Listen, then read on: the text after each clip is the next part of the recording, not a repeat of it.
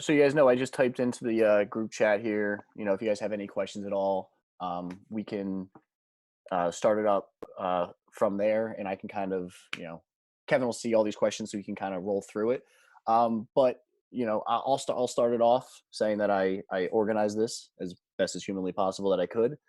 Um, you know, Before all of you guys came on, Kevin and I were just chatting a little bit, and some of the things that come up so much are the statistics that are available in baseball, right? And for the most part, everyone here is either a high school or youth coach or college. We're not at this point. We're not coaching the pros, so um, if you could, Kevin, just let us know like what your opinion is on that, and kind of how we should approach those questions with guys that we work with on a daily basis, whether it's hitting lessons or even with our teams.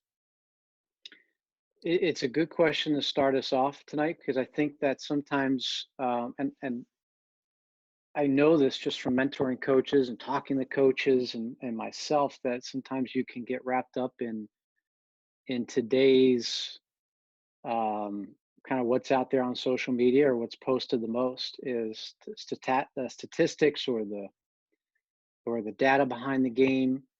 And I think a good place to start with this for all of us is that all the data collected, we've been collecting data for years and years and years before all the technology came in the game.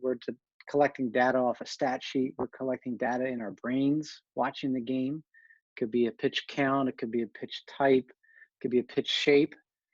We've been doing this for a long time, so I think there are some people out there that are trying to push that it's brand new, but a lot of this stuff has been around. Overload, underload training's been around for ages, it seems like. So I think I want to start off there by saying that if it's intimidating at all, the new tech in the game, I can understand it.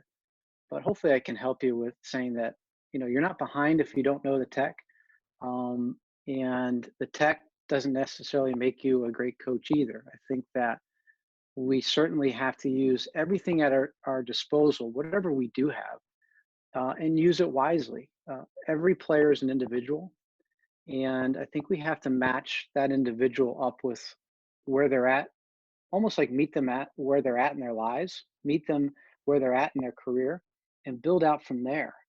And I think that sometimes we feel like we need a new gadget or we need the terminology, and we don't. We really need to simplify everything that we do with these guys, and we need to speak their language, not necessarily our language. Meaning, if I have a saying I like to say, or I want to make everybody do this or that, that's just not the way to go. And I see way too much of that out there. So I think that the jumping off point with this is that you as a coach, what you see, you need your eyes and you need your ears the most. You need to really ask a good question to them and be able to listen to that player, listen what's bothering them, listen what means the most to them, really try to plug into them and really try to figure out kind of their strengths and their weaknesses, but try to find out what they do well and kind of build out from there. I mean, I've been doing this for 20 years and I haven't changed really the way I coach hitting in 20 years. And I'm blessed to be able to work with the guys at the major league level all the way down to high school. And I treat a high school player just the same as I treat a big leaguer. For me, I'm not toting in and bringing in all this technology. Doesn't mean that I haven't used it in the past. Doesn't mean that I won't use it in the future. But I think today's hitter is drowning in information, but they're starving for wisdom.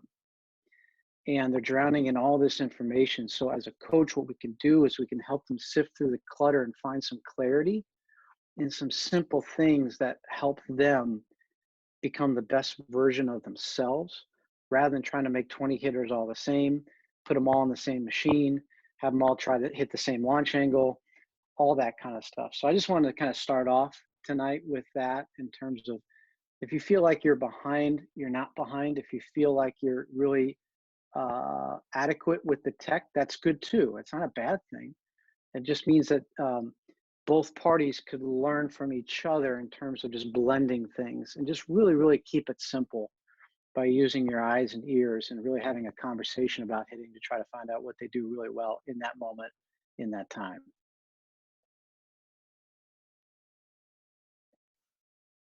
Great, thanks.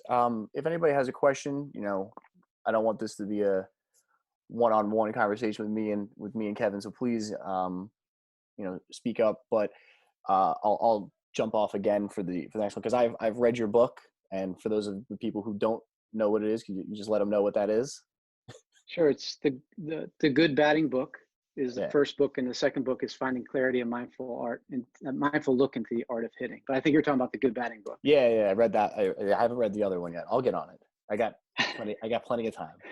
Um, but what I see a lot of is the mental approach that you take in the book, right? Really talk about like visualization and stuff like and those aspects. And that's something that I've tried to incorporate into my coaching a lot more in the recent years.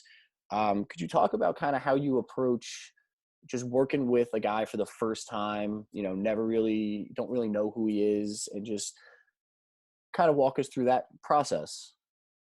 Yeah, I always get excited about this because, and I think that if we all approach it this way, I think that we'll find so much more joy in coaching and really reaching that player.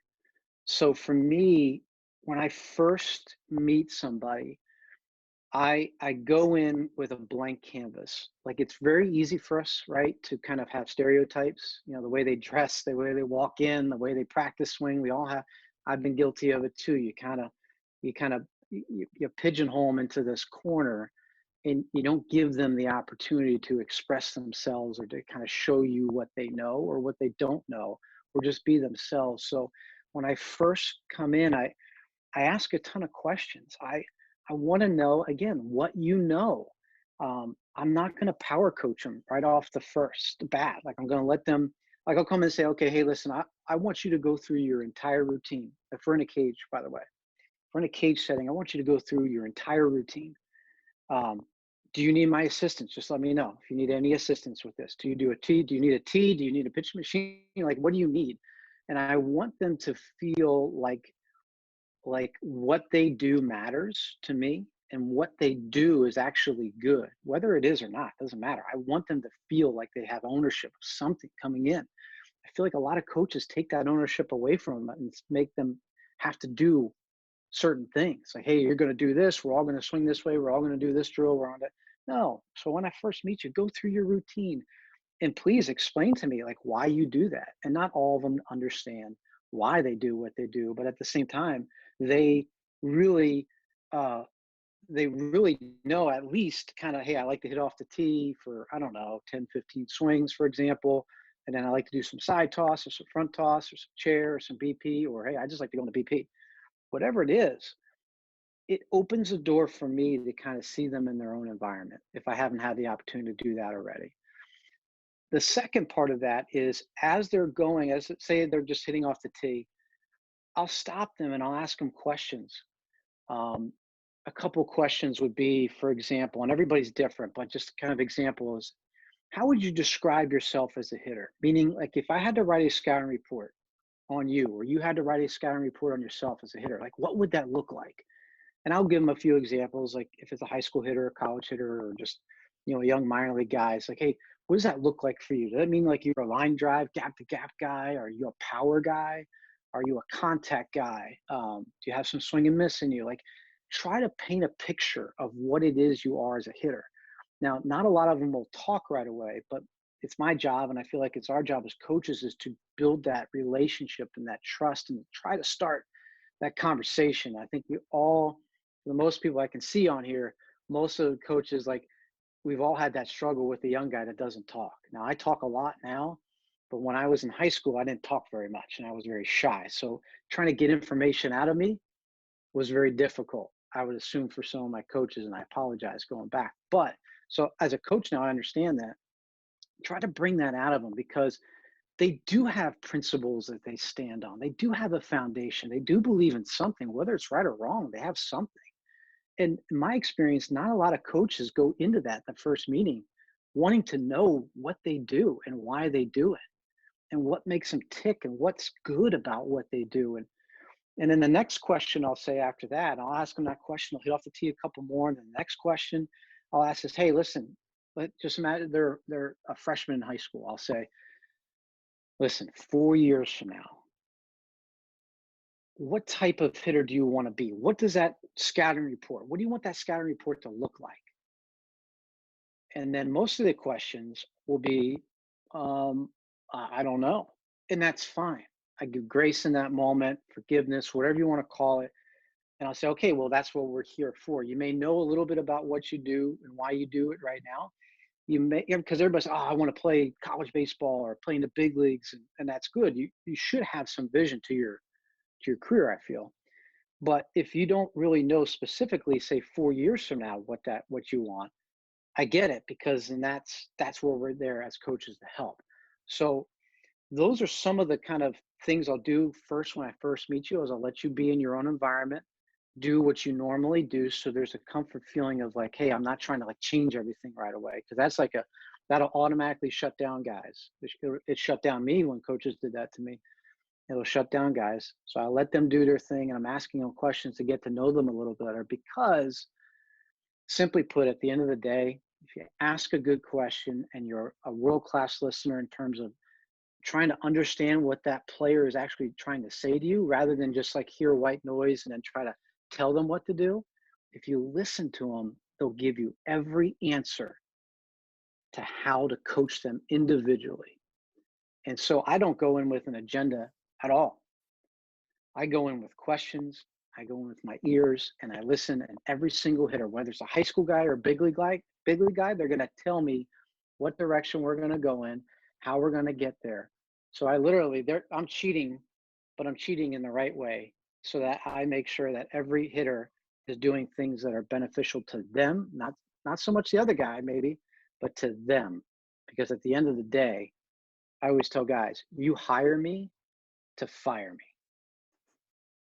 I want you to hire me to help you, but at the end of the day, I want you to help yourself. I want to teach you to teach yourself and take ownership of what you do, so that you can go ahead and fire me one day, because you have control of your career.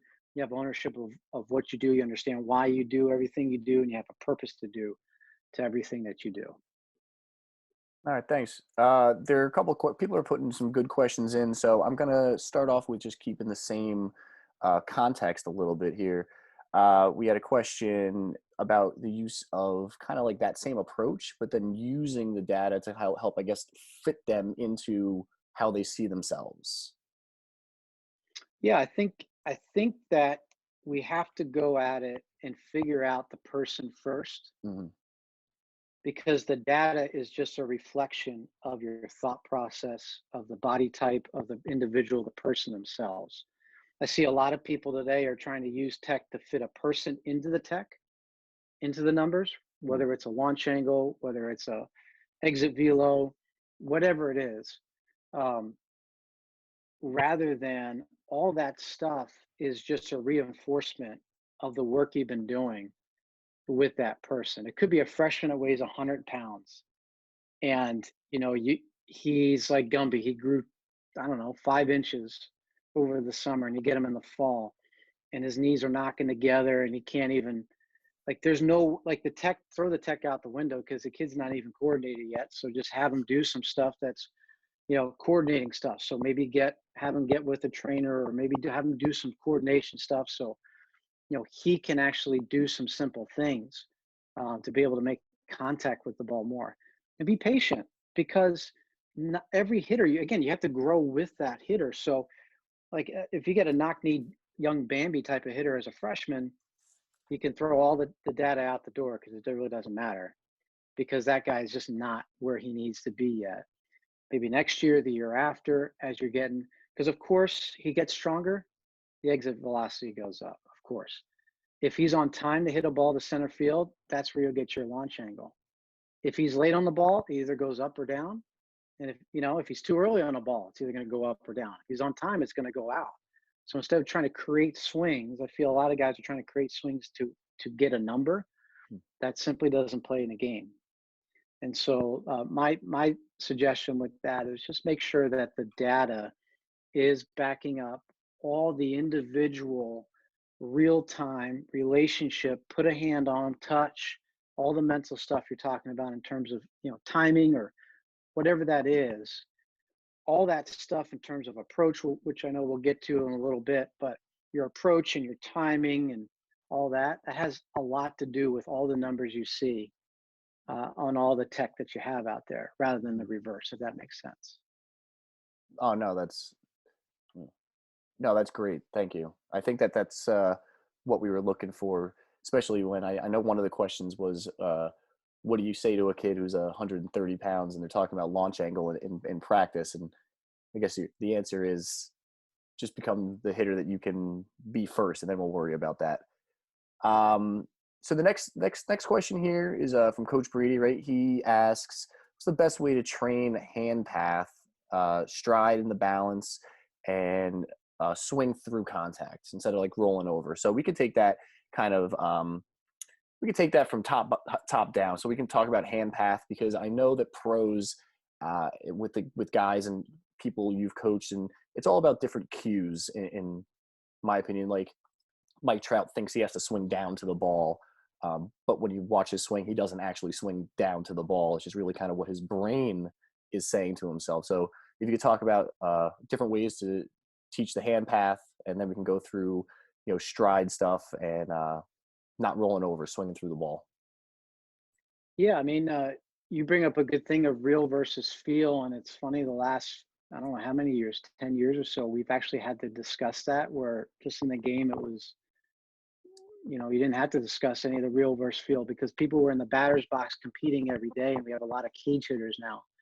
That this, whether it's the tech or overcoaching or power coaching, and kind of picking apart swings that and focusing on things that really don't matter. When you're trying to compete in the box. If I, there's guys that I played with that tried to swing and hit the plate in the game to get a line drive somewhere, and other guys try to get a little bit underneath the ball. Again, it goes all back to the individual. You got to figure out what works for you, and it's a non-negotiable, and you can't let anybody take it away from you, especially if it works. But a lot of that too is like, listen, hand path, all that kind of stuff. It goes back to just being an athlete, right? So I'll one of my questions I'll ask guys is like, hey, what other sports do you play? Unfortunately, nowadays, when you ask that to a young person, there's usually a lot more guys that say only baseball, and fewer guys, fewer and fewer, that say, oh, I play basketball, or I play hockey, or I play soccer, or whatever it is that you play. Because I believe at the end of the day, swinging a baseball bat is an athletic movement. I think we all can agree with that. But at the same time, I don't know. I think that when you're talking about hand path, for instance, or you're talking about stride length, all that kind of stuff, it really comes down to simply this: if you can swing a golf club, which is the other thing. Back then, you say if you swing a golf, like if you play golf, you ruin your baseball swing, vice versa. Well, it's totally false because they're very similar.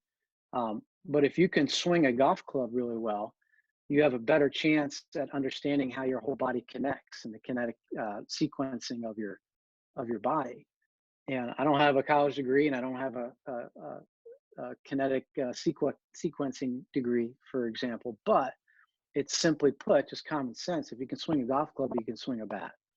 Swinging a golf club allows you balance, spacing, and you got to get in some sort of slot and path. I mean, one of the clients I work with, um, I had him at the end of the season. He plays in the big leagues. At the end of the season, when this 2019 ended, I said, "Hey, go play golf for 2 months." He goes, "What?" I said, "Go play golf for 2 months." And he lives on a golf course, so it's easy in Florida. So he went and he played golf every day. What I was trying to teach him was, because we weren't there yet. I'd been working with him for a few years, and we were just not there yet. I mean, he had a really good season. And I was like, you know what? We need one more step to this, for example. So we played golf. And at the end of it, I said, so what'd you learn? He goes, I feel it now. I feel it. I feel what it's like to be connected all the way through. So I tell you that quick story to tell you this is I'm a firm believer you can teach mechanics, hand path, balance through feel, and using other sports to help them with that feel. Because if they can feel it, kind of Stephen, going back to your whole thing of real versus feel, if they can feel it, they'll be able to do it. I don't want to try to put them in spots like put their hand here and their foot here. And again, we're talking about high school and up right now. You might have to do that with an 8-year-old or just, my son's 10, but when he was younger, you might have to spread him out if he's 5 or 4, whatever. That's fine. That's all well and good. But if you're teaching them through like a golf swing, or I've taught kids slap shot that play hockey. Hey, how do you take a slap shot? I played hockey growing up. I know exactly. You need to get yourself your foundation in a spot where you can get your hands in that slot to come through, and you also got to be able to time that puck up. It can't be back in your stance, and it can't be too far out. It's got to be right where it needs to be. So I think for to answer that question just kind of broadly, it's again, everybody's an individual. You're going to be able to teach them all different ways, but I would recommend perhaps thinking about other athletic movements that they can do that maybe, again, we can't teach them anything, but we can make them think, makes them think about what they're doing and how they're doing it, and maybe a more efficient way of doing it. Because you're talking about hand path and stride, it's all going to be different. And if we have growing athletes, again, going back to that freshman that he might be growing all the way through senior year or college or whatever, again, that's why we meet them where they're at in that point in their time, because we may have to continue to reinvent that swing along the way, and their hand path might not be great right now. That's the other thing I see. I see people trying to teach 10-year-olds a big leaguer's hand path, where that big leaguer's, 6'4" and 250 pounds, and that big leaguer didn't have that hand path when he was 10, and he may not even had that hand path like 2 years ago in the big league. So everybody's evolving. So I think that, I don't know if I'm answering your question, but I'm just trying to try to give you a few options on how to handle that and work through that. Because at the end of the day, the player is going to really dictate how they move, and they may not be able to move the way they want to. I'll end with this. There's another guy I work with at the end of last season. He had double hip surgery. He's 27 years old, double hip surgery. He was back in time for spring training this year, no problem. He had 0-degree internal rotation, but he was a 300 career hitter. 0-degree internal rotation. So he was a big lift. He was a big bring it up and straight down leg lift, because he couldn't do any of this with his hips, his knees, or anything.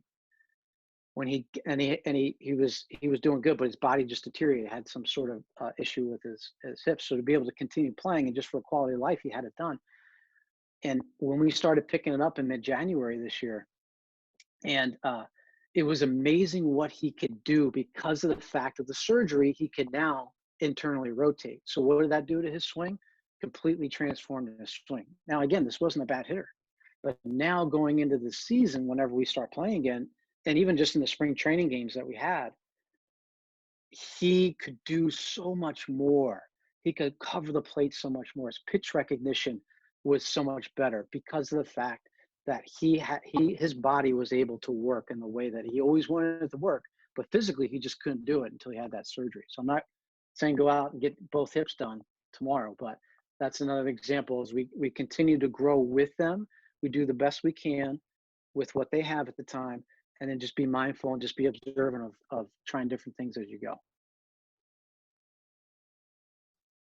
So going off of the timing of the slap shot, we had a question that came in through the initial email of how do you teach the timing?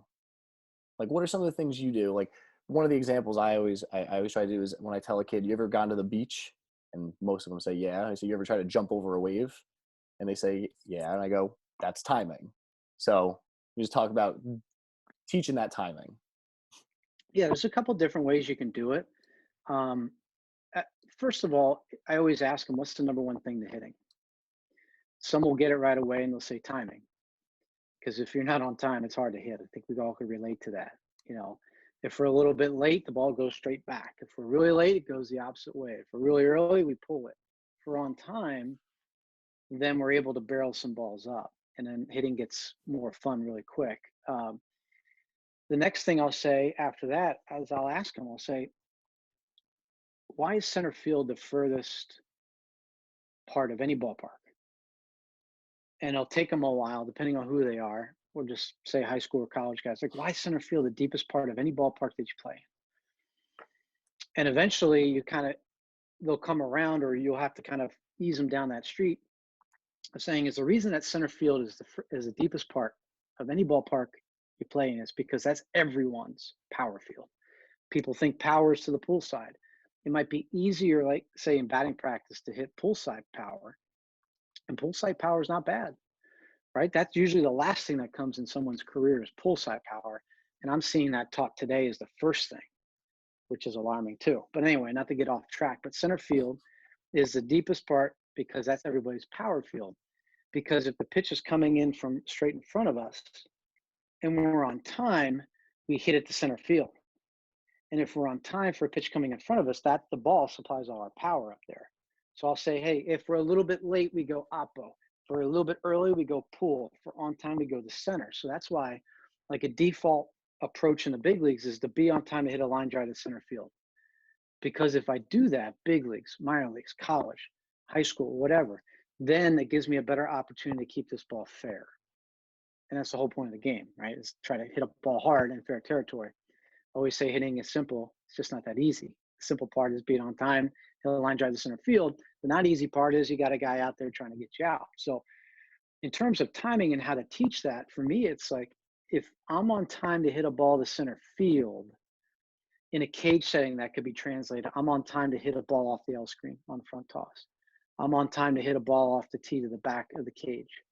Um, and this other thing I discovered over the years too, especially with Northeast guys, and majority of us might be in cold weather states here. I see some people on here that are not, but in the cage setting in the winter for the majority of us, when guys work in the cage all winter long, whether they know it or not, they're actually working a timing up the middle approach. Because most guys, when they snap hook something in the side of the cage, you can't really see it go. But you hit a nice line drive to the back of the cage, you can see ball flight. So you feel good about that. And when they get in their high school season or college season, you're like, man, they come out like gangbusters. They're hitting smoking balls. They're staying gap to gap all there because of the fact that the only time that they saw any ball flight was up the middle. And subconsciously, for a lot of them, not saying all of them, they're going to be wanting to see that more, right? Because we want to see that feels good. You smoke a ball and you see a ball fly. You feel good about yourself. So that's kind of where I start with teaching them like timing is time. What timing is? It's trying to hit a ball to center field off the L screen to the back of the cage. But the more specific part of timing is you got to know where your contact point is for you to hit that ball to center field. Meaning, I don't want to be on time for a pitcher. If I'm on time for a pitcher, he can do all sorts of things with me, right? He can pause, he can quick pitch, he can sidestep, he can do some herky-jerky thing. And he can take me off of time. What I want to be on time is a contact point. So for example, I don't have my iPad here. So we'll just use this thing here. If this is the front of the plate, okay, so here we go, boom, boom, boom. Here's the front of the plate. Pitcher's coming from here, okay? And if I say, okay, I'll do this a better description. I'm trying to do the best here. So I'll have them stand at the plate. I'll be in front of them. So imagine a guy at the plate. I'll be in front of them, and I'll take a ball in my hand, and I'll have it like this. But I'll walk it in. I'll say, okay, I'm going to walk this ball in slowly. I want you to be on time to hit this ball to center field. Where do you want to make contact? And I'll bring them both in at the same. Here's the bat. Here's my ball. I'll bring it in at the same time. Where do you want to make contact, hit this ball to center field? And then they'll bring their bat here, and then I'll just drop the ball, and it'll drop on the floor. And I'll watch where it hit because it'll roll away. So I'll watch where it hit, and then I'll bring that ball over to where it is on the turf, and I'll leave it there. And I said, okay, I want you to be on time to hit this ball over that ball on the ground. That makes sense. So as I go back and I throw to him, pitch to him, front toss, whatever, as that ball's coming in, I want him to be on time for a contact point rather than on time for the pitcher. Because again, it can pitch, push pull you, it can do a lot of different things. I want him to be on time for a contact point. It's a lot easier to manage that, I don't know, 4 inches in front of his foot, wherever that is, the contact point. The contact point's got to be out front too. You don't want it back, because that's everybody's letting the ball get too deep. Because people preach, let the ball get deep, let the ball get deep, and then everybody's getting their thumbs blown off. You want to catch the ball slightly out front, and to you, where out front is all different. But it's a lot easier to manage something a couple inches in front of your foot than trying to dictate and manage timing of something that's coming from 50, 60 feet in front of you, if that makes sense. So I teach them timing by trying to be on time for a contact point to hit the ball to center field, rather than just be on time, because that's such a vague thing. What is on time? They don't understand what that actually means. And that's usually for a lot of guys, something that's a visual thing and something that they can really buy into really quick, and then they can move that around a little bit. Because the other thing too is that they feel like it's a little bit too deep and they're getting like kind of fisted. Then I tell them, just move it out a little bit, and so they have permission to kind of move that around wherever they feel that it's fit to be able to drive that ball to the middle. Yeah, so thank you. Going off of that idea of having them know where that contact point is for them to be on time, uh, Coach Neal over here asked how important video would be in that aspect of teaching, as well as in your professional career, working with people one on one.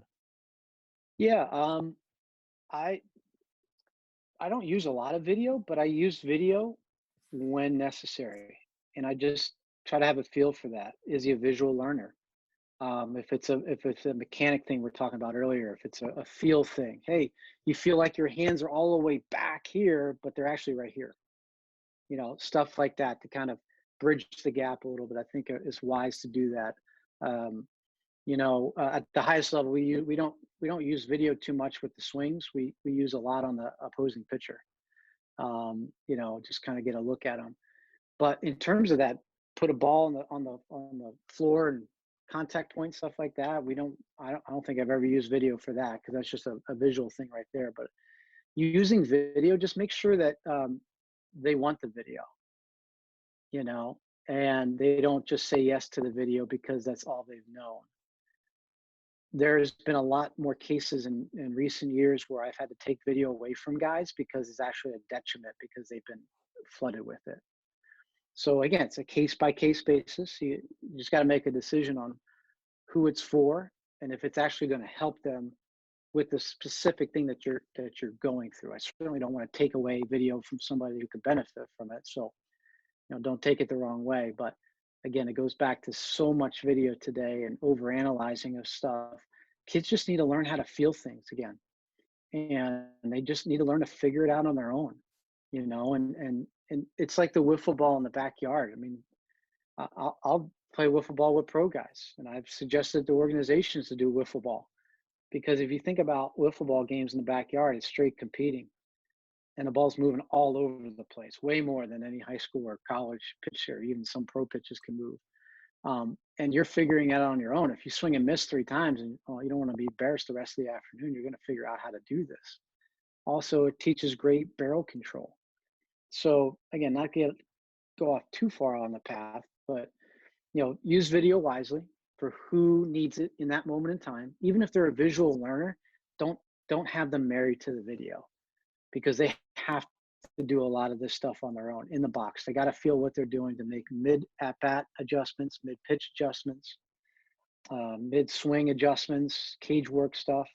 Allow them the freedom and the permission to figure things out. Oh, and by the way, if they're so ingrained in that video, then it's a crutch for them to always go back and continue to tinker with things. And whether you're not going to get the perfect swing. There's a lot of people are selling a perfect swing nowadays, and there's not. Because every day you come to the ballpark, you're going to come with a different swing. I was a switch hitter. I had 2 different swings. I was basically bipolar in a baseball sense. So not one swing felt great. Like, both of them didn't feel great every day. And I knew that I just had to learn how to maneuver and maintain it and make adjustments along the way. And that all came from feel. about how my body was feeling that day and what I needed to do. And from experience, if I didn't get that experience as a kid playing wiffle ball and stickball and not being inundated with all this video and a lot of this overcoaching, then I wouldn't be able to do it. And that's why I see a lot of these kids are not able to coach themselves. So use the video sparingly with the guys that need it. So going off of the individual aspect, I want to kind of bring it to some of our, high school coaches and maybe college coaches who are with us, and talk about how we can mold a team approach with all of these individuals. Yeah, I love it. And this is when I used to coach teams, and I was a coach on the 18U national team for USA Baseball. We won a gold medal in 2013, and we had 20 total kids, and 15 of them were two-way players. We only had 5 pitcher onlys. I always get pushback on this from at least one person, and I get where the pushback is coming from. Totally understand it, and sympathize with it. But my challenge, I guess, to them and to all you guys too, is that because we have a team doesn't mean that we can't individualize. We look at the team concept as a whole. It's just a team based upon a lot of individual people, right? So we got a lot of different personalities, different backgrounds, different skill sets, come from different places, in my where I'm at too. It could be from different countries, speak different languages. So I think that we owe it to the team as a whole to make them feel like they're in a private one-on-one lesson. And you can do this within the team concept. And here's a simple way you can do it. Number one, it's going to take time. Maybe like, Kev, I don't have time. Hear me out. We all have 5 minutes during our day to impact and touch people. I always say all it takes is 5 minutes to change someone's life. You have 5 minutes walking from the bus to the field. You have 5 minutes in stretch. And today's where we're all at right now. You got 5 minutes to text somebody. You can video. You could do a lot of different things. You could be with them in the cage. You could be with them in a dugout, in your office, in the classroom, walking in the hallways. You have 5 minutes, but use your 5 minutes wisely. Meaning, for example, I'm walking around stretch, and I come in and I check in with you and say, hey, hey Joe, how you feeling today? Man, I'm actually feeling good, coach. I'm feeling good. Okay. Hey, how's your routine in the cage coming today or this week? How's it coming this week? Are you getting your routine? You're pretty detail oriented? And whatever the answer is from there, you can have that 5-minute conversation to put your touches on somebody and make sure they're doing what they need to do. At the beginning of the year, I would get guys together and I would give them a personal player plan. And even with USA Baseball, I had 2 weeks to do all this, by the way. So whether it was beginning of the year or 2 weeks before we set over to Taichung, Taiwan, I had 2 weeks or I had 2 months or I had 2 hours, either way. And I put together these individual player plans that simply had strengths, weaknesses, drills prescribed. It's almost like a doctor's note. Simple. Strengths, by asking them questions. Hey, what do you do well? Oh, pretty high contact guy. Write that in. Weaknesses. Oh, I can't drive the ball yet, or he's 5 foot and can't get out of the infield yet, or whatever. Put those down. Drills prescribed to be able to maintain what he does well, work and master his strengths. Boom. And they get that. And throughout the year, I'm touching through those 5 minutes, I'm continuing to touch upon their development. So if you have 15, if you have 20, whatever it is, take the time to do it. Some guys won't take the time to do it, and that's fine. It's your decision. I'm from the belief that if you do take the time at the beginning, it's going to take a little bit of effort, right? It's going to take a little bit more of your time than you probably want.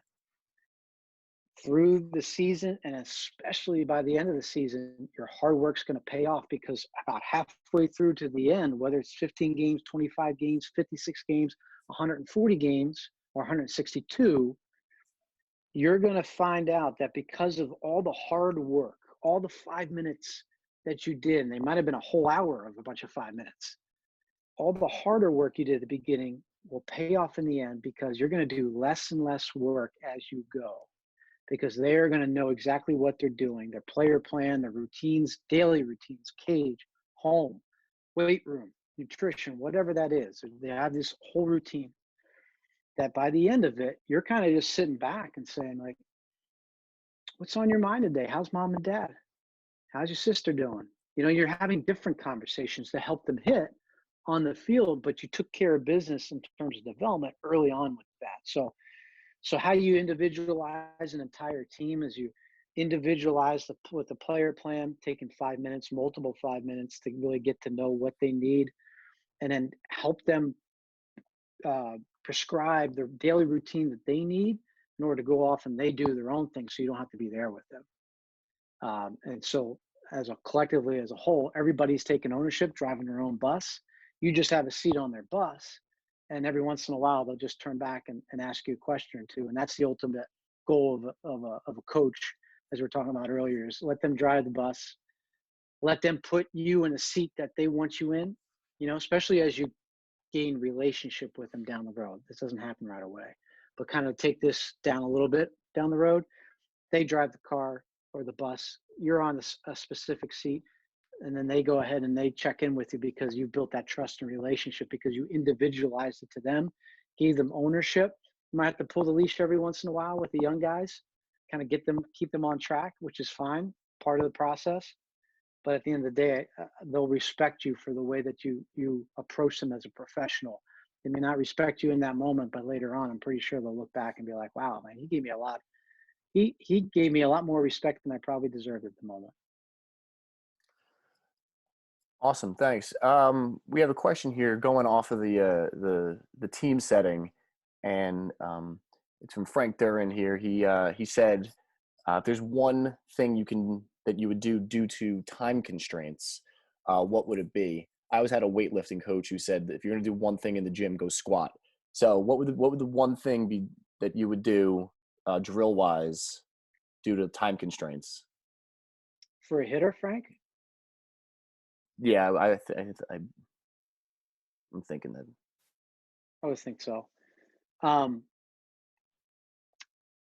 Man, I mean, this is a really tough question, and it's a good question, Frank, because I'm such an individual coach, but I think that there are non-negotiables when it comes to hitting at any level. I think number one, um, tee work's always a good thing, but I will say this at the same time: not everybody hits off the tee, and that's fine. You can do a little soft toss if you want, or toss the ball up and hit it like a fungo. It's fine. Or I think some sort of toss outside of the tee as well, whether it's front toss or chair. If you're going to do front toss, though, make sure it's firm and not loopy. If you do that, but Frank's asked me for one. I'm trying to stall to make sure I land it on the one. But I'm a big tee guy, but it's not for everybody. But I think it's the most. I think it's the easiest, right, for a lot of us to kind of make sure that they can do it anywhere. Really, they can do it into a net. They can do, and they can. Everybody pretty much has a tee or access of some sort. I mean, we didn't have tees when I was growing up. We used construction cones and put balls on that, and we just did whatever we could to do that. But it's going to give you the maximum amount of reps that you want in that time. Which sidebar, work smart, don't work hard. I see a lot of guys taking 6,000 swings, and you don't need to. Have a purpose to what you're doing. Meaning, like if you put the ball on the tee, and you got the two seams facing back towards the catcher, you want to hit the seam closest to you. Have a purpose for what you do. Your purpose will provide your consistency. So, Frank, I would say in a team setting, um, I would go tee work, and then I would get some sort of moving object. So whether it's front toss or chair BP, I personally like chair because it changes the eye level. When you sit down, you can throw it a little bit firmer. But if there's one thing to go, tee. If not, I would do chair because it's easier to throw strikes that way, and you can kind of speed it up from a closer distance. But don't speed it up too much. I see people are just humming things in there from a short distance, and kids' swings are getting all jacked up. So, Frank, I don't know if I asked your question, man, but that kind of the first thing that came to mind, and just tee and some sort of chair BP flip type of thing from straight on with some little bit of firmness to it. And then going on the non-negotiables that you talked about, Joe wants to know, what are your non-negotiables? Yeah, Joe, non-negotiables. Be on time to hit a ball to center field. And we haven't gotten to it yet, but with less than two strikes, be on time to hit that pitch to center field in your tunnel. That takes up three-quarters of the plate, not the whole plate, because we can't hit everything, right? Hit everything hard, right? Your swing doesn't cover the entire plate to be able to drive it. I think that's what people are trying to attain, this perfect thing where you can't get to everything, especially in the game. It's just not possible to be able to do that. You got to know your strengths and where your swing plays the best on the plate, but be on time in your tunnel, hit that ball to center field. And then the second piece is swing at strikes and take balls. I mean, that's simple. Those are my non-negotiables. I mean, you have an approach when you get to the plate, and then through that approach, it allows you to swing at strikes and take balls. And certainly you can add things to that and around that. But for me, those are two simple things because I think it really incorporates your approach and incorporates just your understanding of hitting. There's a lot of people out there that talk about the swing, but I don't find too many people that are talking about hitting in the way that I feel like we're talking about tonight. And all you guys are on here, and I think you guys wouldn't be on here if you weren't doing the same thing or weren't curious about how to do it maybe a little bit better. And so those are my non-negotiables: be on time to hit a ball to center field in your tunnel, and then ultimately swing at strikes and take balls. Awesome. So you gave us a perfect segue into the approach, because we've had a couple of questions. We had a question about how we're going to take approach during, what's the approach during BP. I know that online I had a question sent to me, like, how do you transition the approach from the tunnel being in the Northeast, being inside all winter? How do we take that from inside to outside? And then you were just talking about your own tunnel, knowing what you do well, and attacking that part of the plate. So that's a lot to throw at you all at once. But Yeah, I'm ready. all right. I'm gonna do my best Bob Ross impression right here for those that remember him. One, two, three.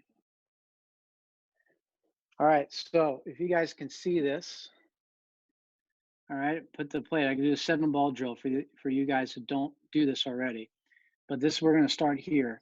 The plate has 7 balls that you can put down in front of the plate. One being the inside corner, your 4-ball will be in the center cut, and your 7-ball will be out there on the outside corner. All right. So from that, I start with that.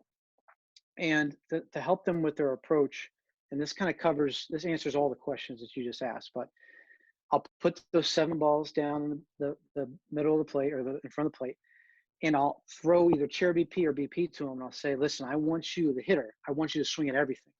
Treat this like a hit and run. There's no taking. And certainly I'll put it around the plate. I mean, they're not going to all be down the middle.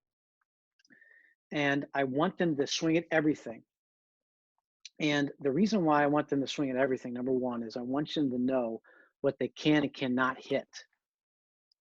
That's a big thing. Again, going back to what we talked about a couple minutes ago, like you can't cover the whole plate and be able to drive it, right? You may be able to make contact, but you may not be able to drive them all. So I said, okay, I want you to swing at everything so that you know what you can and can't hit. All right. And then when you make contact over these balls, I want you to tell me over which ball you make contact. All right. And sometimes they'll be like, oh, yeah, that was a 4, but it actually was like a 2. Because the game plate might be different than the hitter's plate. Meaning, I'll give you an example. Anthony Rizzo stands on top of the dish. Tony's 4-ball, all right, his 4-ball is actually a 7-ball because he stands right here. All right, so the plate's 4-ball is actually his 1-ball. The 7-ball is his 4-ball, and then the other batter's box is his 7-ball. Right. So the reason why I want them kind of swinging at everything and then calling out is you understand as a coach kind of how well they know the strike zone. People are like, oh yeah, I know the strike zone. Do you really know the strike zone? Because when I went through this drill years ago, I thought I knew the strike zone, and I knew it pretty well, but I was still at times a ball off, which is a huge thing at the higher levels. But the younger levels, it could be a ball off, it could be 3 balls off. Either way, coaches show grace in that moment. This is why we're doing it. We're helping them understand that the game strike zone compared to where they stand on the plate and then their strike zone. So after about 10, 15, 20, depending on the player, swings, again, swinging at everything and telling me over what ball the plate, over what ball they hit, make contact. Because I tell them, here's another disarming thing that's really good. I was going to say this earlier. When I'm in a cage setting and when I'm on a field setting, turtle up, wherever I'm at, coaching a hitter, I always tell them, I don't care where this ball goes. Because I feel like a lot of hitters, especially today, they think that the coach has an expectation of you hitting a line drive every time or hitting the ball in a certain area every time. Like, no, it's round ball, round back, going back to hitting is simple. It's just not that easy. It's a hard thing to do. Physics just say that we go into this game 50-50 chance that we actually squared up the ball. So as they're going through this, I tell them, like, listen, just call over what ball you hit, make contact over. I don't care where the ball goes because we're just concentrate on that. That diffuses kind of like the results into this. And then after 10, 15, 20, I say, okay, over which 4 baseballs, over which 4 of these 7 do you think your swing play is the most natural? And then I'll let them decide, even if they're slightly wrong, I'll let them decide at first because I want them to have ownership. Them decide of where their swing plays the best, the most natural, not manipulated to gain a result, where it's like it feels like it's an effortless dry swing. That's where it is. And then what I'll do is the other, so we have 4 balls. The other 3 I'll just kick away wherever it is. So it could be a 3 through 6, it could be a 4 through 7, whatever it is. I kick them away, and then I go back and say, listen, I want you to only swing at balls that come into those 4 baseballs you just told me. And I'll leave the 4 baseballs on the ground. The other 3 will be out. And I'll leave them in a line, wherever that is. And so that helps them build out their tunnel I was talking about earlier. And so when you build out this tunnel, you're teaching them a couple things. Number one, you're teaching them with less than 2 strikes, just because it's a strike doesn't mean you have to swing at it. Because if the guy's going to throw a low 7, for example, if I'm a 3 through 6 guy, okay, and he throws a low 7 or 8 just off the plate, what am I going to do with that? With less than 2 strikes? What am I going to do with that? Put it in play and run another hard 90? I'm not in it for that. I'm also not in it trying to hit bombs and homers and just try to yank everything. No.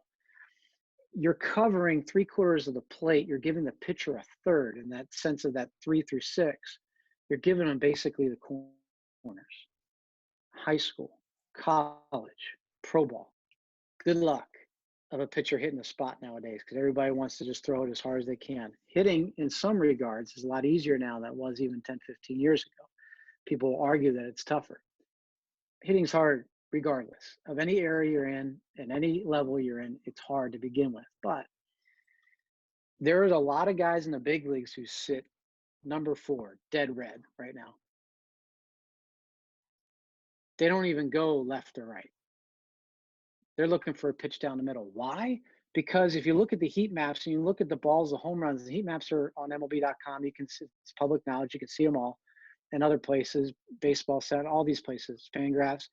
If you look at home runs the last couple of years and you look at the heat maps of where they made contact, where the home run balls were, all right, they were in that, like, right in the middle of the plate, 3 through 6, 2 through 6, right in the middle of the plate. So some guys in the big leagues just look right down the middle because it's a lot easier to adjust left and right. And if you adjust left and right, you're still on the plate rather than half the plate off at times. I'm not saying there's not room for that either, but when I go back out there and they've got their tunnel, they got their 4 balls. So I say, I only want you swinging in that 4 balls.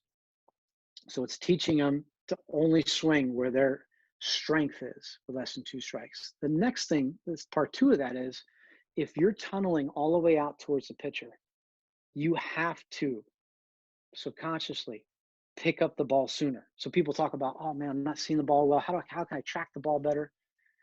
If you got to make sure that the ball is in here in your tunnel, you're going to do everything you can to pick the ball up earlier, right? You don't want to pick it up late.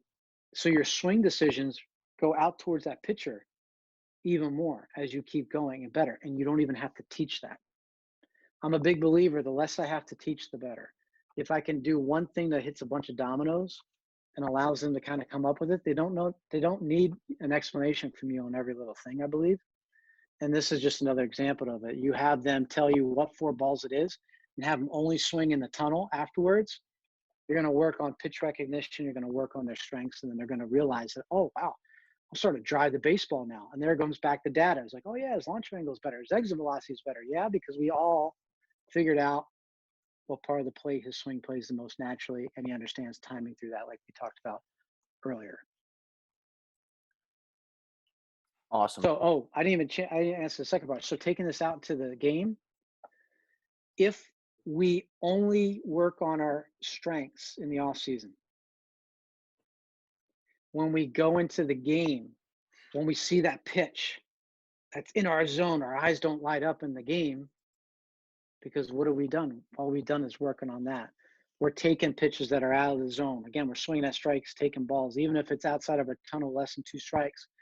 If you work with a purpose, there should be no problem going from the cage to the game whatsoever. But if you just work and just hit cage bombs and you have no purpose to what you're doing and not working on approaching the cage to your strengths and understand hitting, then that's when it becomes pretty difficult to translate that, because then all the pressure comes on you, and people feel pressure when they're not prepared. And preparation breeds confidence. So that's why we're doing a lot of this stuff that's tailored and individualized to them, because they go out there and they're prepared, knowing that the pitcher, and this is the last thing I'll say to this, when they work on that, they realize that the pitcher works for the hitter, not the other way around. The pitcher has to throw the ball in my zone. So he needs to work for me. And in high school and college and the minor leagues and even the big leagues, it's less in the big leagues, but it still happens. Like I said before, it'll come there. You got to be patient. So it's simply put a selective aggressiveness that you're teaching them, and it's theirs, and it's the approach. Because when they swung a ball in the dirt and they come back to the dugout, you're not going to be like, "What did you do that for?" They already know, and maybe you have to have a conversation later with them. It's like, "Hey, was that in your tunnel?" "No." "Okay, that's fine. You know now." But that if you work on that in the wintertime in the off season, there's a less likely chance of that happening once you get in the field. Oh, all right, awesome. We had a question about, I guess, uh, different counts and how the approach adjusts with different counts. And do you recommend, changing stances for like 2-strike approach, like getting wider or deepening up or anything like that? But we can start with just, different count approaches, and then we can talk about what you recommend tweaking things, if that at all. What level are you Oh, talking about, or this come in? Neil, Because it could change. if you can, High school. oh, high school. There you are. Okay, high school.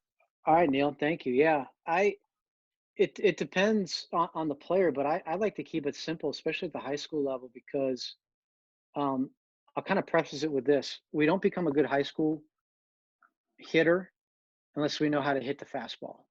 We don't get to college unless we know how to hit the fastball. We don't get to pro ball until we know how to hit the fastball, and we've proven that. Big leagues, all the same. So I'll preface it with that, Neil. But then I bring it back to, you just gotta. I think hitters today, they don't, and this happens in the big leagues too. They don't pay attention to the game itself. Like for instance, okay, I'm trying to hit as many fastballs this high school season as I can. Which for most high school programs, you're going to get fastballs because that's the easiest pitch for guys to throw for a strike. But you may come up against a guy, just flip some curveballs in there. Maybe he has a changeup, or he has a secondary pitch of some sort that he can control, which is like for most high school programs all around the country, is a big thing, even for the guys that are really good. So I tell guys like, listen, pay attention to the game. If it was a fastball going in and the guy hasn't even thrown a fastball anywhere near the zone, it hits the backstop, it bounces in the dirt, and the only thing that he's getting over is a breaking ball. Well, then it's just being smart and common sense through observing the game. Like, listen, I can kind of put the fastball on the back burner right now because he can't even hit a broadside of a barn. But this breaking ball thing, he's throwing it for a strike, and oh, he might be actually throwing it in my tunnel now. So I'm going to go look for what actually is the pitch that's going to be in my zone the most. So in the high school level, I kind of caution against trying to get too cute with in different counts. But I will say that just pay attention to the flow and the rhythms of the pitcher and can maybe some tendencies in certain situations. A guy on base, maybe he doesn't throw the fastball down the middle when the guy's on second or third. And maybe he throws a secondary pitch that he just a get me over pitch or something like that. But just a common thing would be hit as many fastballs as you can at the high school level, college level, all the way up through pro ball. It's the famous saying I think a lot of us have heard is, how do you hit a breaking ball? Don't miss the fastball. That kind of stuff. So, I don't know if I'm answering, your question, and please let me know if I'm not going in enough detail, but I just caution against getting too cute in certain counts and just making sure that we continue to always be on time for the fastball in our zone, in our tunnel with less than two strikes, because if we're on time for the fastball, it's a lot easier to slow down than speed up. Meaning if I'm looking for a breaking ball in my tunnel and all of a sudden he throws a fastball, it's really tough for any of us to speed up and hit that. It's a lot easier to kind of take a pause and then try to go after that off-speed pitch. So you can never go wrong with being on time with the fastball in your tunnel. And then, if you got to adjust, a lot of us, I remember times that I hit off-speed pitches and I drove them and I get the first or second or get back in the dugout and be like, hey, what pitch was that? I don't know. And I go back and check the tape the next day. I'm like, oh, that was a breaking ball. I didn't even know. So I think subconsciously some of us go through that too. But, am I Well, answering your question? I guess maybe in a way, but I think more than anything, I was kind of getting to the 7-ball theory, which I've done quite a bit, is moving your feet or changing your stance in relation to what your tunnel is, knowing that a pitcher, on 2 strikes, they're going to go outside or they're going to jam you inside, to be able to have that plate coverage. I guess it was more because of the plate coverage than anything else of, are there certain players that you've worked with that move that stance? That's just like a pitcher tipping his pitch. You might be a batter tipping it the other way to the pitcher by doing that. So, changing your stances on count.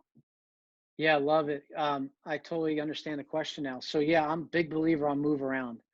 Hardly anybody moves around the plate now, and there are not very many catchers. And if there's any catchers on the call, I apologize if you do this. This is awesome, but not many catchers pay attention to where the batter is in the box. Pitchers are just allowed. It seems like a lot of the times they're just trying to throw it as hard as they can, and they're just trying to execute a pitch and not really see. The good ones do that though. The good catchers and the good pitchers do see that. So it's worth a shot. But for example, like a 2-1 count, and that he's throwing a breaking ball at the higher levels, like a 2-1 count is usually a good off-speed count at the higher level. So, but he throws that backdoor breaking ball or he's throwing that changeup away. Yeah, move up on the dish and move in. But you might not do it before the guy puts the signs down. You might do it as the pitch is coming in.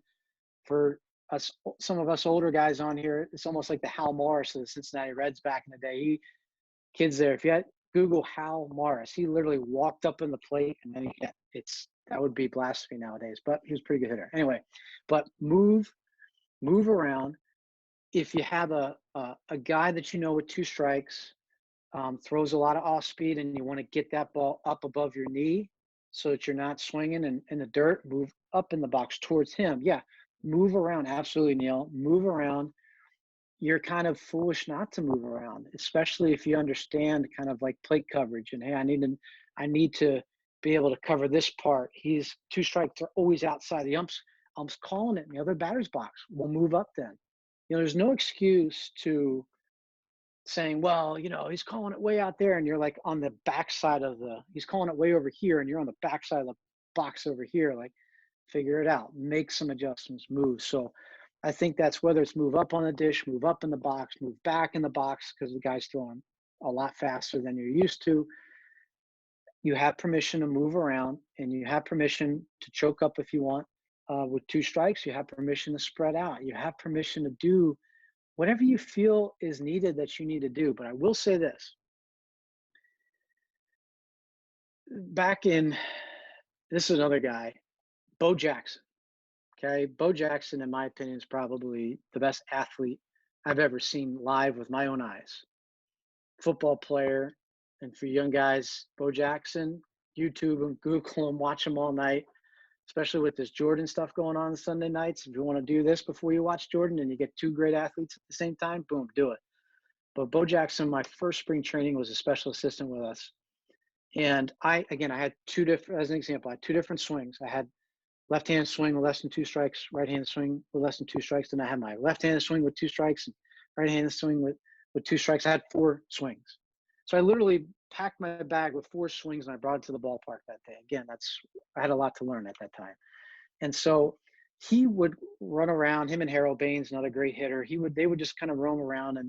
And I remember in spring training game, I was 2 strikes and I was batting left-handed, and I kind of rolled over a ball, made contact, put it in play, rolled over, and I come back in the dugout, and Bo, like, I sit down, and Bo kind of stands up and it comes over and sits down next to me. And my first reaction was like, oh my God, Bo Jackson's sitting next to me, because like he was there and we were around him, but you weren't getting a lot of interaction, especially a guy like me. I wasn't a bonus baby. So he sat down and he goes,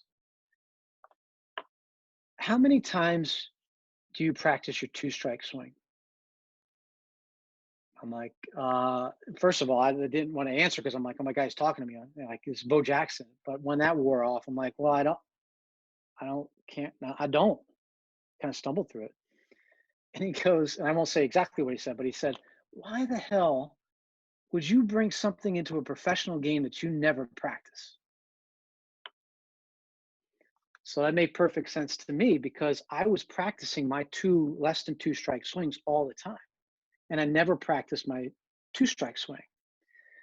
So basically, my 0-0 swing wasn't good enough to be used with 2 strikes. So I had to work on my 0-0 swing, which I did. I had to clean that up a little bit. Now, it certainly got me there, but it wasn't at the time what Bo was trying to tell me. At the time, it wasn't going to get me to where I wanted to go. Kind of like, hey, 4 years from now, who do you want to be? They asked me that same question at spring training. Hey, man, 5 years when you're in the big leagues, who do you want to be? I'm just like, oh, I just want to get in the big leagues, right? We just want to get there. We just don't really want to know how we're going to get there. So I say that to say this, Neil, too, is you have permission, again, to make adjustments with 2 strikes. We'll go back to Riz. Riz has 2 different swings, really, right? He's got that leg kick, and then with 2 strikes, he'll go to like that toe tap or that no stride. Against tougher pitchers or lefties, he'll do the same thing. He adjusts depending on what he feels he can and can't do. But in its most natural form, it's the same swing. In terms of like up top, it's the same swing. So it's making sure that you understand that whatever you're working on, your 0-0 swing, it better be good enough at its origin, it's most natural to play with 2 strikes. And then make adjustments based upon, like Neil, like you're talking about, the game and the pitcher and the umpire, because you got to make adjustments to the umpire just as much as you got to make adjustments to the pitcher and the catcher. And all that being said, is you can move around the box. You can have that same swing. If you feel like that swing's not going to get off because the guy's throwing really hard and you're not used to it, if you want to choke up, if you want to spread out a little bit, but make sure that you practice it before you ever bring it in the game. Don't practice it once. Make it a part of your routine. So hopefully that was a better answer for you, Neil. So I have a couple of questions that aren't typed up here, but they're from the initial email that I sent out to everybody who signed up. But I just want to give an opportunity. Does anybody have any questions before I jump into that and start winding things down here? Because I don't want to take up all of your night. Oh yeah, I got one question. So in game, like most of the time, you like adjustments wise, when as a coach, you say not to use mechanical like cues, but like you have a guy like Donnie Ecker who says he uses mechanical cues all the time. How do you like? What is your approach into like talking guys through like a middle of a game, like making in-game adjustments, or is it just kind of like getting their mind right half the time? I don't just your perspective. So Joe, you're talking about in a game, right? Like Yeah, in so the like in a dugout? game, like I don't want to like obviously I don't want to tell them like three different things about their swing, but I might be able to tell them like, hey, get the foot down earlier or whatnot. Just certain examples like that. I don't know. Yeah, I know Donnie real well. He's a good friend. That's awesome that you bring his name up. With that being said, I come at it from a different view.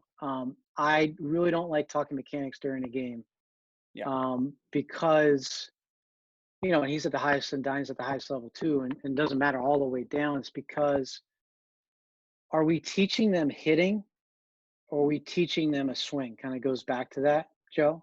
yeah, And so it, I say that, but I also say that doesn't mean that I've never like gone up to a guy based upon our history, based upon our relationship, based upon the trust that I've built with a person, based upon just like a lot of like logging hours, and say like, hey man, try to hit this ball into the concession stand on that upper deck over here, because the guy's throwing 101 miles an hour.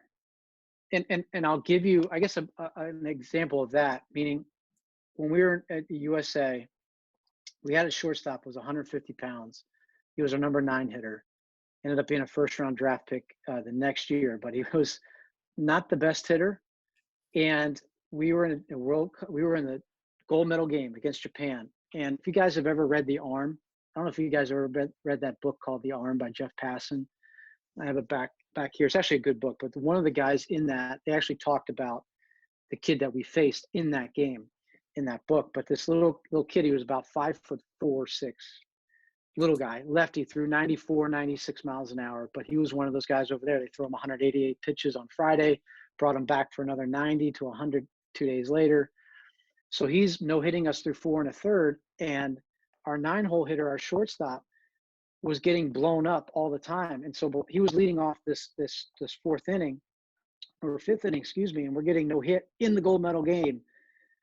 And I said, and this lefty was throwing all fastballs on the inside corner, on the corner, like he could control it, to our right-handed hitters.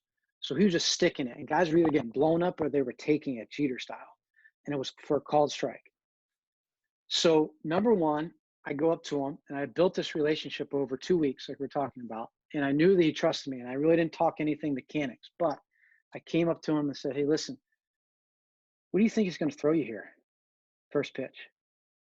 And he goes, man, he just fastball inside, right? Because he's throwing all of us. Again, these kids were paying attention. This is the international stage. This is like the most exciting game they've ever played, right? So certainly they're going to be more locked in than your everyday Tuesday night, New Jersey high school, matchup. But he said fastball inside. I said, exactly. So what I want you to do is I want you to take that first pitch fastball there, and I want you to hit that concession stand. Literally, it was a concession stand at that time, in the second deck of the stadium we're playing in. And he didn't say, well, why do you want me to do that? He didn't say, oh, I don't think I can do that. He said, I got you. And that was it. I walked away back down the dugout. That was it. First pitch came in. He hits a 4-hopper through the 6-hole, breaks up the doubleheader. I mean, the no-hitter. So in that moment, in that time, I wasn't really teaching him mechanics. I was teaching him how to be a better hitter in that moment, based upon what was going to come, based upon our history for 4 innings.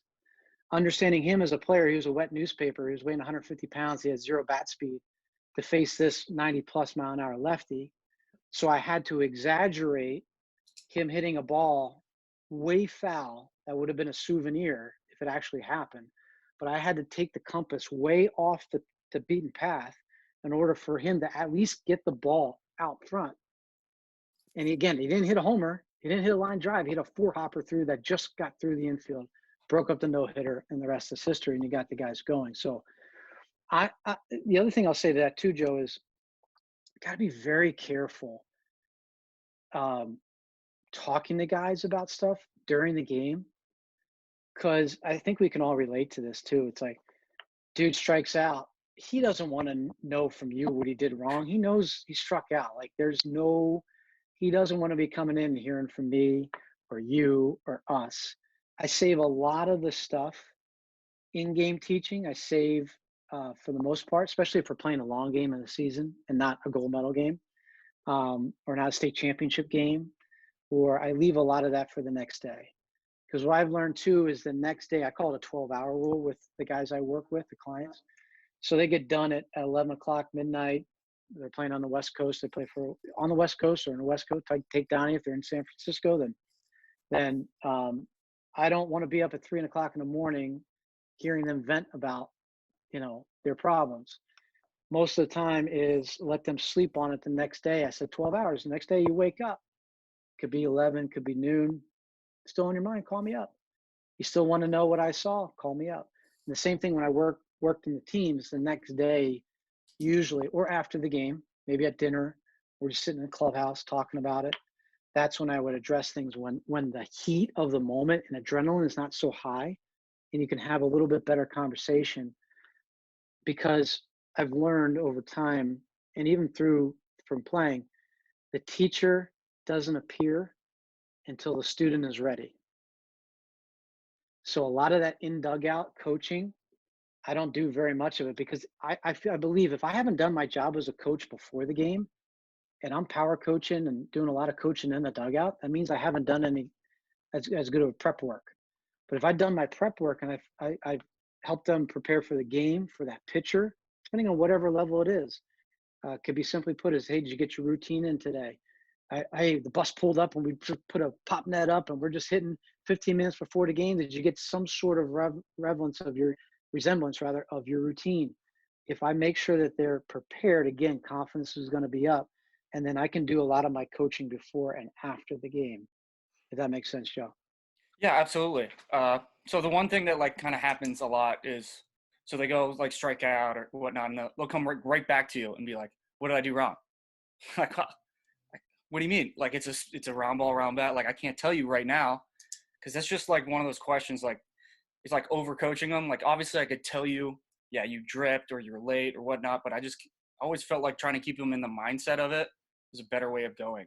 Kind of like be objective with their next at bat. You hit the nail on the head with that. I felt. Yeah, and I think, Joe, to add to that too, I think it's a lot with the lessons, the coaching. Listen, I had an academy for 10 years. I was part of the lesson business for a while. So I'll group myself in front of them too. I just feel like I think you guys hearing me tonight, I did it a little different in terms of ask a lot of questions, not tell them what to do, so to speak. But even with that, a lot of them are just waiting on someone to tell them what to do. So that example you just said is like, oh, what'd you see? What I do wrong is because they've been going to lessons for so long and someone's telling them exactly what to do. They're not having that conversation. They're not, for example, when they come in, say, hey, what am I doing, Joe? Like, what'd you see? And if you wanted to have that conversation in that space and time, I believe that sometimes the best answer to a question is a question in return. Meaning, hey, what'd you see there? I don't know, man. What'd you feel? What do you think went on? If you want to have that discussion in that moment of time, or be like, hey, man, just stick with the approach. We'll talk about this later. Go out and play defense, because they're so consumed then they lose fact of, hey, the rest of the game's going on. It's not about you. I always tell hitters too, it's not about you, even though it's an individual plan and I want you to take care of your own business. But you're one of 9 guys, or you're one of 25 guys, or you're one of 36 guys. Like that has also, I think, left a lot of guys, because it's been that, not to get on a rant, but it's been on the showcase, the individual. Hey, I just committed here, or I got a letter from so-and-so coach. Man, I'm showing my age, but I didn't have social media when I grew up. I didn't have cell phones. I dial up rotary phones and long cords. So you go away from your parents, talk in the other room. So if I got a coach, I got from Tim Corbin, I remember one of my first recruiting letters I got. It was like a sophomore in high school from Tim Corbin, who was at Clemson at the time. It was a handwritten note. It was awesome. I'm still friends with Tim today, but I didn't like go call my neighbor and be like, I got this letter from Clemson. Like, no, like it was almost kind of like you just didn't talk about it. So I think all that being said too, you're dealing with, and we're all dealing with lessened up hitters who don't have the opportunity for the most part to have that conversation, to have a built relationship with somebody who's not going to power coach them, but is going to give them a leash in order to fail, in order to learn. And they have permission to kind of, hey, swinging the ball over your head, go. Again, swing at everything. Figure out what you can and can't hit, because you keep swinging at that ball over your head, eventually you're going to get sick and tired of it. You're going to make your own adjustment. And I don't want to have to coach you into that or coach you out of it. Yeah, that's awesome. I love that. It's a great question, Joe. Thank you.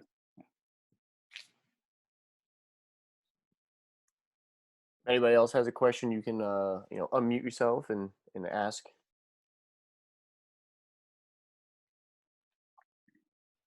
Okay. So, sorry. Anybody? E, is that you? Darren Everson on. If that's the Darren Everson that I know, that's a man that you all should follow. Darren Everson. He just jumped on the call. Not to single you out, D, but I appreciate you being here. He's the hitting coordinator for the Colorado Rockies. Dude, I had my Eastern and Central time zones. I was all jacked for this right at 7 o'clock thinking. I look at 7 o'clock Eastern. I said, "You got to be kidding me!" So I've been on for about 25. Sorry, Coach. I appreciate it. I got the recording for you. All right, good. But if you guys can see his thing in the back of his screen, we're talking about 7 balls. That's how the Rockies do it. They're so good they cover the entire plate back there. We got them all filled up. But Yeah, we use really the 7 balls as well. We call it a pitch locator. Yep. And we use it with all of our players, all the way up, all the way down. I was gonna try. I had to go talk to one of my daughters, but wanted to ask you a question about how you. And I kind of know this, Kevin, but I want to hear you say it. But how do you attack guys that don't handle a breaking ball very well? In terms of, I like to attack it with intent and patience on borderline pitches, that type of stuff. You know that from me. But what else do you do? Because I know you got great stuff, man, and that's why I'm on here and I follow you like crazy. So what do you got on that one, buddy? I appreciate it, man. I appreciate it a lot. And simply put, E is you got to hit a breaking ball. To learn how to hit a breaking ball, number one, get off the breaking ball machine if you have one. If you don't have a breaking ball machine, someone could. I do it too with Chair BP. Just flip breaking balls. Someone flip breaking balls to you. I think, again, we're talking about fastballs earlier. Is understanding like, hey, listen, I need to hit the fastball to keep moving along the chain to get to the big leagues. But like what he's talking about is the breaking ball. Is if I don't see it enough, I don't know how to react to it. I don't know the pitch shape of it. People are like, oh, pitch shaping. Well, pitch shaping's been around forever. Problem is that guys don't play enough games. And so they don't get to see how the ball pops out of different guys' hands. Again, we were talking about earlier, E, before you came on, was wiffle ball. Like, you don't get to see the flight and the pitch shapes of ball all the time. So nowadays it's like hooking guys up to breaking ball machines and hit breaking ball machines. People are like, well, how do I do this? I'm going to fire this up and I'm going to lay it right down the middle. And I'm going to have you just learn how to hit it, learn the timing of it, learn how to track the breaking ball with your eye, not your body, because a lot of young guys will get in there and they'll start tracking the breaking ball with their body, and because they just don't know what that is. So some guys I've worked with in the past, they won't even use the tee to warm up. They'll use the breaking ball machine to warm up, because with the breaking ball machine, it lets their eyes get loose. Mm-hmm. It lets their eyes, so they're not tense. So this simply put is hit more breaking balls, learn how to hit more breaking balls. But with that comes, again, noticing what it is, and then noticing like the certain breaks and the different breaks, breaking balls, sliders, how it moves, and then it fits right into your tunnel and how it is. So if you can fit that into your tunnel, the where it is, it starts outside of your tunnel, but it doesn't break in. If you see enough of them, then you're going to instinctively know what that is, and you're going to instinctively know exactly how that comes into your zone, if it's going to let up or not let up. And to me, that's a simple one there for me. But what do you got on that? No, I think you say it perfectly, because hitting is a conversation, and it's stuff like that that creates conversation. We do a bunch of count-based breaking ball stuff and fastball stuff, but especially one of my favorites is 0-0 or 1-0 breaking ball, and being okay with a borderline pitch being a strike, right? And if they swing at it and they roll over, that's what the pitcher is trying to do, to get you. He's trying to steal a strike, but if he can get you out on an easy soft out, man, he's loving life then, because just the difference of the pitch messed you up. So we talk about that all the time. And when they do offer, because they will, because we will, and we always do, then it's the conversation piece, and that's where guys get better. I did a whole thing on USA Baseball stuff today about awareness and intent, and that was one of the things we talked about. And it's good. It was in my mind because I just got done doing a new presentation. I haven't done a new PPT in a while, and so I put one together and kind of a combo of other stuff, but adding other new stuff, and it was just interesting to get my mind going that way. And I knew this was coming on tonight. I was gonna for sure ask you about what you like to do. I kind of already knew because we've had this conversation, but it's really good stuff, man. It all comes down to the conversation and when they're willing to show up. My son's over here playing a baseball video game, and I just explained to him about what your comment was about the teacher and the student. And it's so right. The student will never appear because he's your son. I get it. Same with me. Right. Well, the cool part is he's actually listening a little bit, which is great.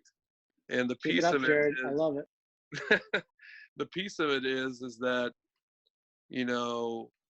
he would do stuff and whatever, but now it's like he's like diving into stuff, right? He's 17, he's committed to a college, he's ready to rock and roll, but now he's even trying to think even higher and better than that, which is great. So it's about the intent of what you're trying to do, and then when the intent doesn't come with the result, something in between there actually stop that result from happening. So that's the power right there. Can you figure that out, and then can you bring it with you? That's why journaling, and we do damage journals. He's starting to do damage journals. I mean, the little things he's starting to learn, like what we use with Rocky. So it's really cool to kind of watch that process go. So that's awesome. I appreciate you sharing that, E.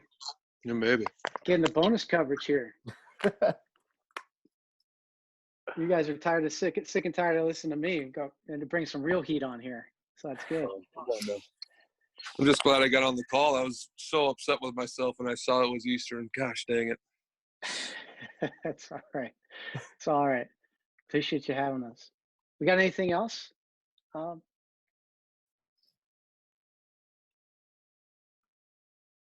It's open, guys. You guys can. Wow. Time flies when you're having fun. Oh yeah, trust me. My wife's probably gonna be like, "How could you be talking about baseball for that long?" That's all right. Yeah, it's all right. All right. Only we understand. It's okay. It's okay. So actually, going off of what Darren just said there with the hitting journals, how important is that to you for development of high school players, college players? Obviously, they're doing it in the pros, but do you think that that's something coaches should? I'm not gonna say mandate, but highly suggest. Oh yeah, I always believe that you should highly suggest that to guys. I think again, it goes back to kind of who's ready for it.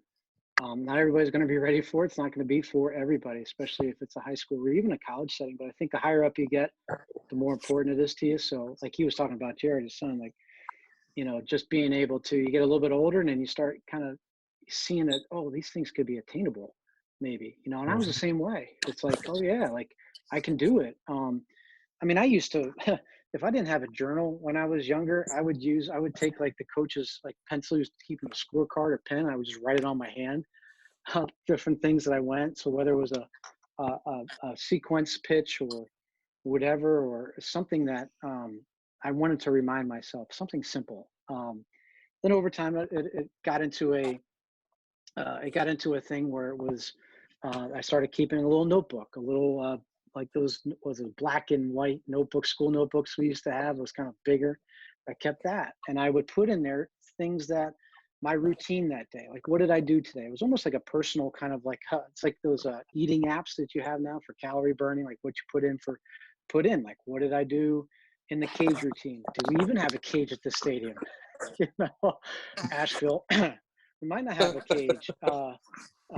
And I might have to do something dry swings, or I might have to hit socks at the hotel, whatever it was. Like I had to do it, so I would do that. I would also put in kind of like the starting pitcher, what their velocities, what their pitch, what their out pitch was, because there's two things for me, and a lot of hitters too, that I wanted to know about the pitcher. How hard does he throw? Number one, so I can be on time. I know what I'm being on time for. Nowadays, it's a lot easier, and we didn't have these radar and gun readings up there. It was just on deck, in the dugout, just like try to time them up, from the bullpen all the way to the game. How hard does he throw, and what's his out pitch? Those two things. How hard does he throw? What's his out pitch? So in my journal, how hard does he throw? 92, 94. And maybe I put like sink or whatever, but simply put, how hard does he throw? And his out pitch could be a split, slider, fastball, whatever. And I put that down. And then I would put down my at-bats. At-bat, pit, like was it back then I had like at-bats. I don't even know if it was in this order, but it was at-bats, the pitch I got that I put the ball in play, what count that was, and then what the result was. And I think also I had in there what my approach was during that at-bat. Like what was my approach? Was it to move a guy over? Was it to drive a guy in? Was it to hit the ball up the middle? Whatever it was. And then at the end of the night, and at the bottom of it too, what I would put at the bottom of that, at the thing, was just positive takeaway of the day. Because if I went 0 for 4 with 4 punchies, which sometimes happen too many times, I would be like, I'm the worst baseball player in the world. But at the bottom of it, at the end of the night, I've said positive takeaway from the day is I'm alive and my parents love me. Okay, that's a good day. Like I'm still wanted in this world. Now the manager might not put me in the next day, but I'm still wanted. So at the bottom of it, I would always have that too, to kind of keep me going. And then the guys that I work with, a lot of them do keep it, journals. We have a Google Doc thing that goes back to the guys I work with, so that I can see it and they can see it. And it'll, it's technology is a lot easier to kind of see their journal. Plus they have it on their phones all the time. So on the bus, they're writing on it, they're doing things. And some guys like to fill it out the morning after the game. Some guys like to fill it out right after the game. Some guys like to fill it out on their way to the park or when they get to the park. So everybody's a little bit different, but journaling in essence, really, if you write it down on something, it matters to you, is what I found out. If you write it down, it matters to you. And by writing it down, it also paints a picture, and it also paints a narrative of exactly what is going on in the game. Because sometimes we're doing a very poor self-evaluation during the game because everything happens so fast. Defense, offense, big run scored, error, whatever. And we got so many things in our mind. By writing it down, and then like I was talking about before, that 12-hour rule, or after the game when things die down and you can look over it, your answers over time will be found in that journal of what you've been doing or what you haven't been doing. Because it also, last thing I'll say to that, also it'll show you if you married your approach or you're dating your approach. I tell the older guys, like, listen, are you going to put a ring on it? Or are you going to date her for a day or a week? Because a lot of us too, right? If the approach doesn't work, oh, we're going to scrap it. I'm going to do something like right away. I was guilty of it. We're all guilty of it because we're sometimes we're in desperate mode. Like we don't wear batting gloves or we're one sock up or one sock down or whatever. We're all superstitious, but over time that it'll teach you to marry your approach, not just date something. And that leads to, I like to break the season down into 7 days: Monday opening day, Sunday, the last day of the season. And say, like Joe, take you for instance, if I said, hey Joe, what's your approach for this 7-day period? And something as simple as like, hey, I want to hit as many fastballs in my tunnel as possible. Again, not caring about the results, not caring whatever. And on Monday, clean slate, because everybody going in the beginning of the year, we're all optimistic, right? Feel great in the cage, talking about that earlier, all that, no batting average, no strikeouts. Everything's feeling great. 7 days into a season, especially pro ball, 7 days in, you got 30 at-bats, or more. You got that, and you're like, oh man, you look at the scoreboard, it says 067. You're like, oh, like I got another 6 months of this, right? So when you break it up to 7 days, it's a lot easier to manage 7 than managing 140 games. It's a lot easier to manage 7 days than 25 games, or 7 days rather than 56 games. And within that, if you have I want to hit as many fastballs in my tunnel. On Sunday, Joe, you and I are going to get together and we're going to, because in your journal, you're going to write down how many you squared up in your tunnel. And then we'll look and see what your results were. And then from that, we're going to say on Sunday, we're going to say, okay, what'd you do good and what'd you not do good? We're going to keep the stuff you're doing really well. Oh, awesome. Let's keep with that. And then we'll evaluate the stuff you're not doing well. And depending on what that looks like on your weaknesses side or what you're not doing well, we'll either make adjustments on the next 7 days, or we'll just keep doing what we're doing. So you're breaking it in 7 days. It's manageable, because if you can manage 7 days, you can manage a day. If you can manage a day in 1 day, you can manage an hour. You can manage an at bat. You can manage one pitch. So you're breaking it down into manageable, controllable stuff. And from that, you're allowed to make adjustments along the way, but you're marrying something for 7 days. And no matter what happens, you're sticking to it. And then you learn your lesson on Sunday. Clean slate, whether you were the player of the week this past week, or you were the worst player in the world. Monday's a new slate. We've got our plan. We're sticking to stuff that works, and we're making adjustments on things that are not.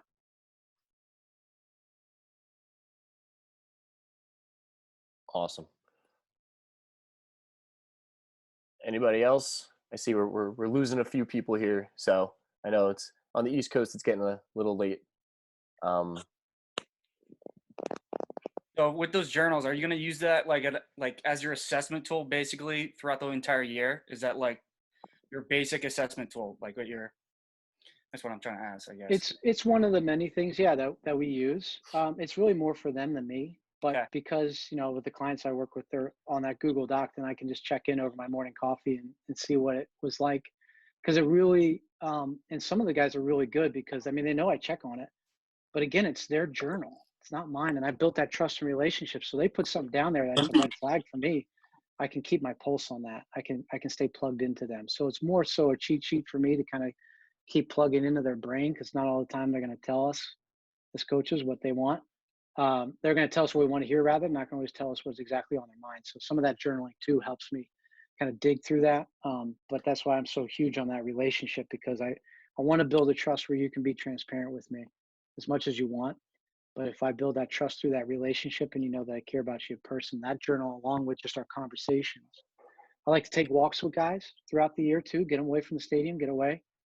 Taking walks with some of these guys in the past and other guys, and get them away from the bubble. It's so stressful, get them away, ask them about their parents, or just listen. I grab a cup of coffee, give them theirs, and we take a walk. I do very little talking. And at the end of it, they say, man, that was so good. Thank you so much. I'm like, I didn't say anything, but I gave them a platform to, again, whether it's through that journal or just a walk, either way, it's giving them that outlet to kind of get stuff out of their brain. Because we all know if it stays pent up and we don't have any avenue to vent or put it, it could get bad for us if we don't have any outlet to throw it into.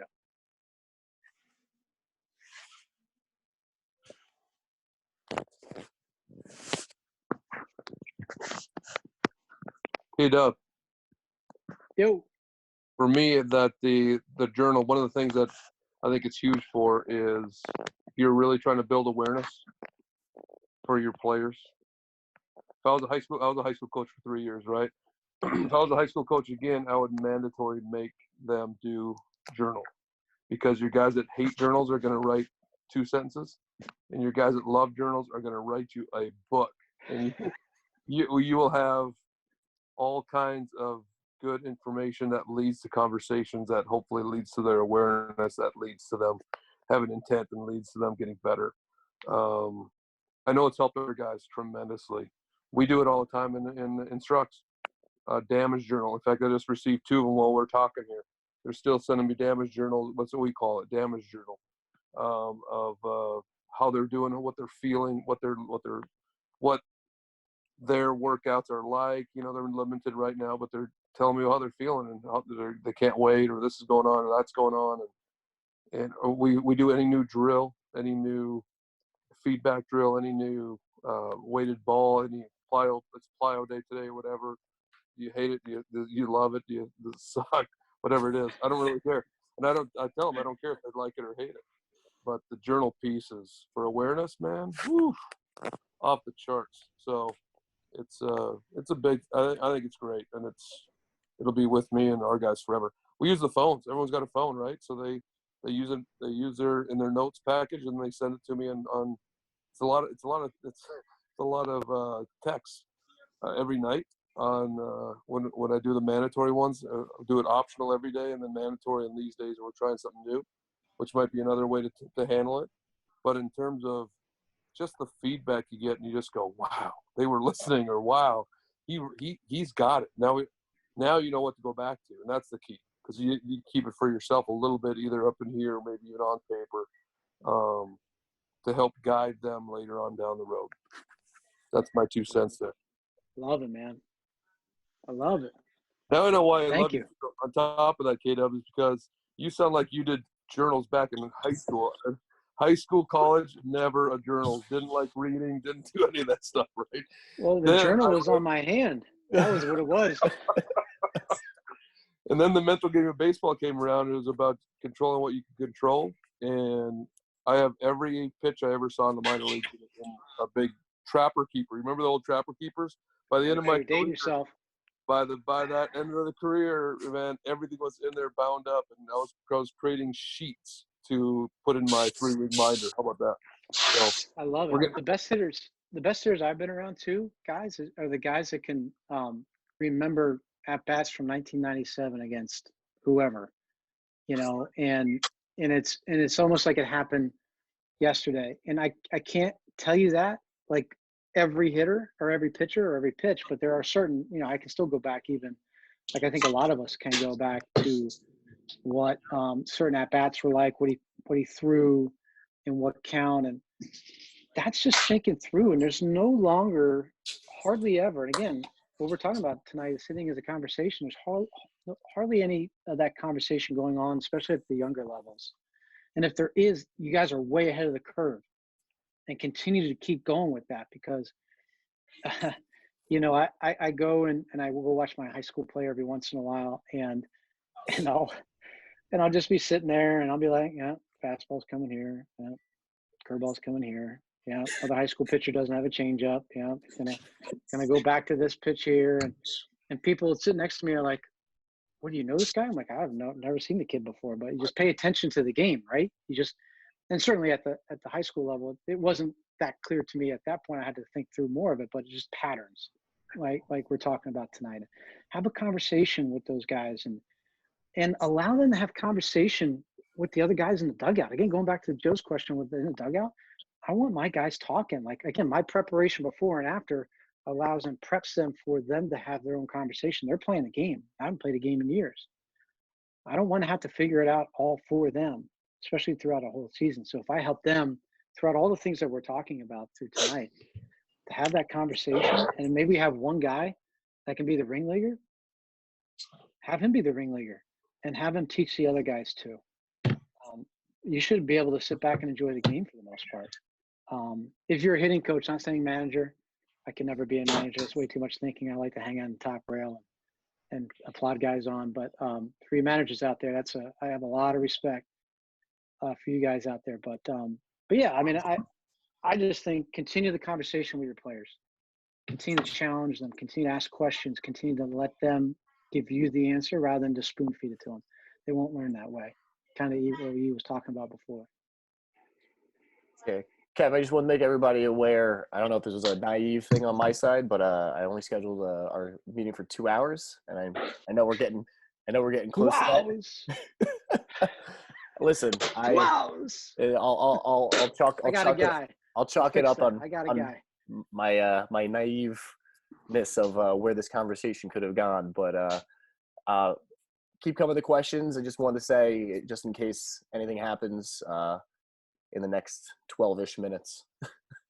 Oh, that's great. Yeah, one more question. My wife might have me locked outside the house here. Might be the outside quarantine. So yeah. I got one, guys. If you can hear me. Yep. Yeah. All right, cool. So high school coaching, and Darren or you can get on this one. Where do you find the balance when a guy that he's had success, he's confident, and then all of a sudden it's just gone? But you still got to challenge him during practice and BP and try to bring the best out of him. But you could totally tell that mentally he's just not there. how do you get him back in touch with that side where he knows he's a good player just because he's in a rough spell?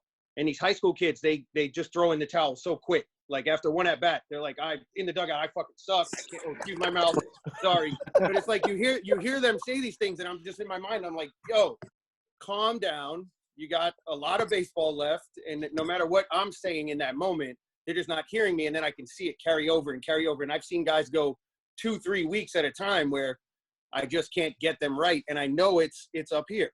It's not a physical thing. It's not, maybe timing's off, things like that. But as you guys all know, if you don't have a lick of confidence going to an at-bat, it's over before it starts.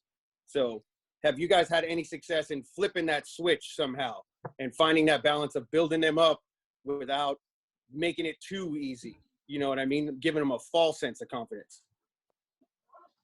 You want to start off, E, or let me start off?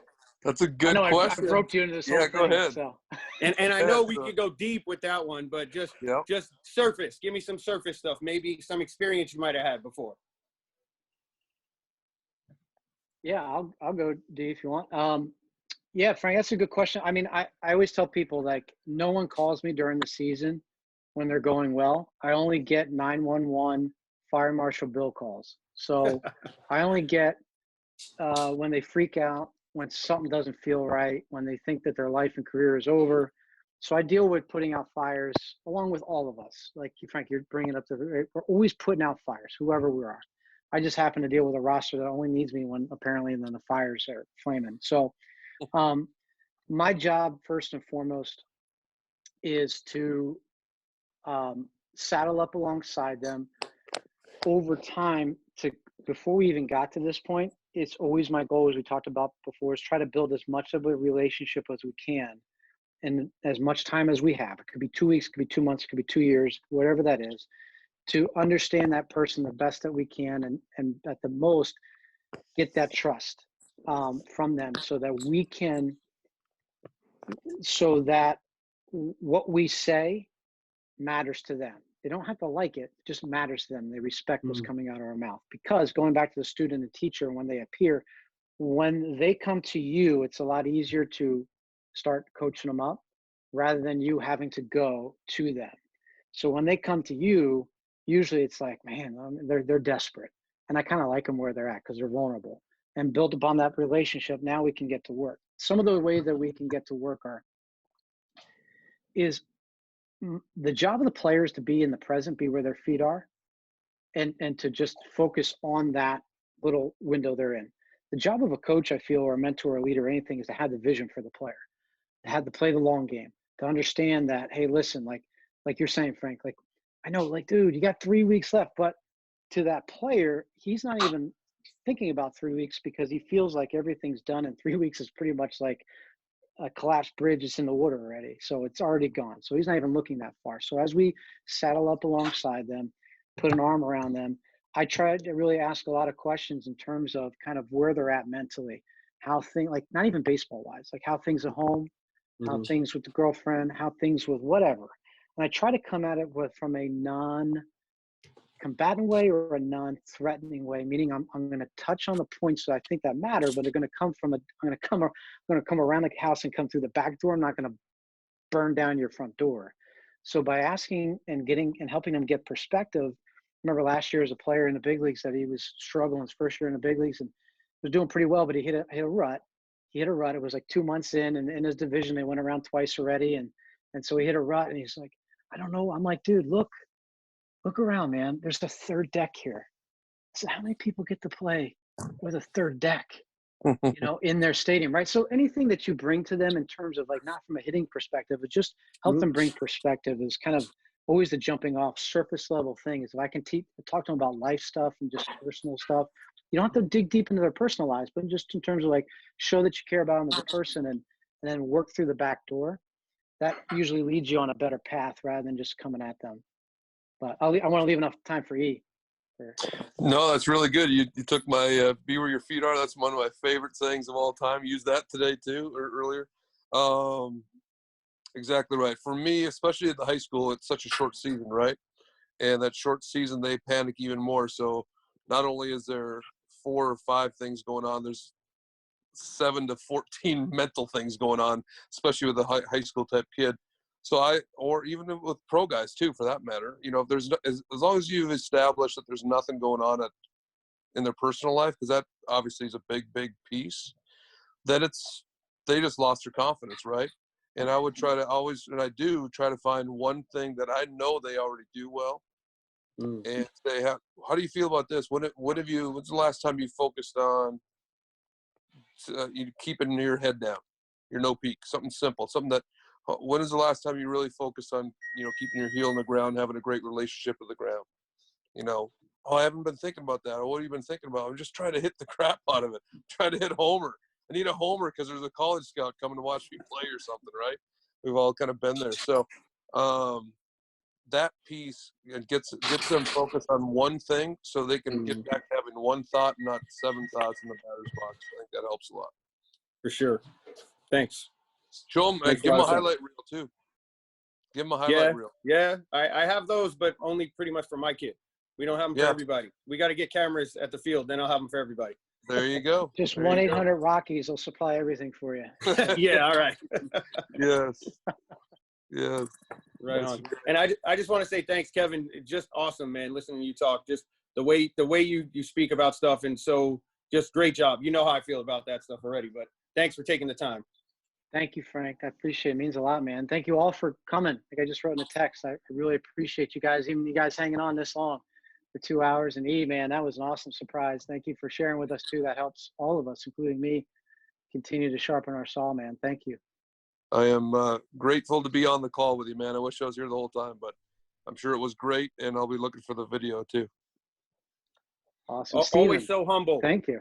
Yeah, guys, if you want, send me a private message of all your email addresses. I may not have gotten every single person in the forum, and I'll try to send it out to every single person who asks. So, no, thank you so much to Kevin for, you know, agreeing to do this for me. I'm just a lonely assistant coach here at Somerville High School in New Jersey. So, you know, who am I? So I really do appreciate him taking the time to do this. And Darren, thank you so much for joining as well. That was a happy surprise. My actual head coach just listened to your talk, not however long ago it was. And he texted me, he goes, holy crap, I just listened to this guy. So thank you so much. Yeah, thank you so much. He is everywhere, man. He's everywhere. Listen, Come on now. these Zoom calls are great. And he's the man. Yeah, these I Zoom love it, E. calls are great. Loving them. Thank you so much. I appreciate it. Thanks everybody for coming. Thank you, Steven. Thank you, man. Thanks for doing it, man. K-Dub, we'll talk soon, buddy. All righty. Talk soon, bud. Thanks, brother. All right, everybody. See you guys.